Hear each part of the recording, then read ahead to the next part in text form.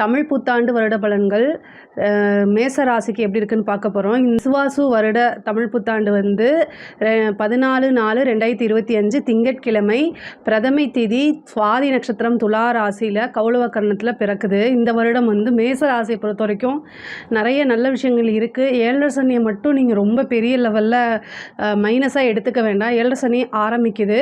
பொதுவாகவே சனியுடைய தாக்கம் உங்களுக்கு இருக்க தான் செய்யும். இருந்தாலுமே உங்களுக்கு குரு வந்து நல்ல இடத்துல போகிறாரு.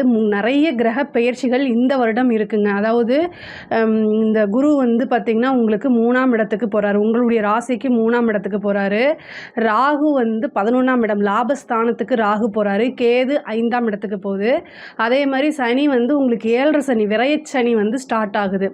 இதுதான் வந்து பெரிய கிரகங்களுடைய நிலைகள். மற்றபடி வந்து சூரியன் இதெல்லாம் வந்து மாத ராசி பலன்கள் நம்ம சொல்கிறது தான். இது வந்து இந்த 7.5 சனியோடைய இதை மட்டும் நீங்கள் பெருசாக எடுத்துக்கவே வேண்டாம். ஆனால் குரு வந்து ரொம்ப ரொம்ப நல்ல நிலையில் இருக்கார். நிறைய புது மாற்றங்கள் உறுதியாக மேசராசிக்கு உண்டு. பொதுவாகவே வந்து உங்களுக்கு 12ஆம் இடத்துல ஒரு மாதத்துக்கு, அதாவது இந்த சித்திரை மாதம் 15 தேதி வரைக்கும் வந்து கிரகங்கள் விரயஸ்தானத்தில் நிறைய இருக்குது.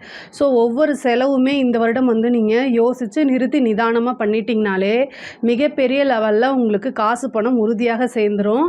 அதே மாதிரி தொழிலில் நிறைய மாற்றங்களுக்கு, தொழிலை பொறுத்த வரைக்கும் உங்களுக்கு ஒரு புதுசாக தொழில் ஆரம்பிக்கிறதுக்கு இந்த டைம் வந்து ரொம்ப ரொம்ப நல்ல டைம் தான். ஏன்னா குரு பலம் உங்களுக்கு நிறைய இருக்குது. இவ்வளோ நாளாக குரு வந்து உங்களுக்கு 10ஆம் இடத்தை பார்த்துட்டு இருந்தார். இப்போது தொழில் மூலிமா லாபம் ஈட்டக்கூடிய அமைப்பு, அதாவது லாபஸ்தானத்தை வந்து குரு பார்க்க போகிறாரு. அதனால் அதுவும் ஒரு நன்மை தான். அதாவது தொழிலை பொறுத்த வரைக்கும் தொழில் வந்து விருத்தியாகிறதுக்கு உண்டான அமைப்பை நிறைய இந்த வருஷம் உங்களுக்கு இருக்குது. அது இன்னொரு தொழில் வந்து பிரான்ச் போடுறது, வெளிநாட்டில் கொண்டு போய் தொழில் ஆரம்பிக்கிறது, வெளி மாநிலம் அல்லது வெளியூரில் கொண்டு போய் ஆரம்பிக்கிறது, பிரான்ச்சஸ் வந்து நிறைய ஓப்பன் பண்ணுறது, இந்த மாதிரி விஷயங்கள்லாம் உங்களுக்கு நடக்கும்.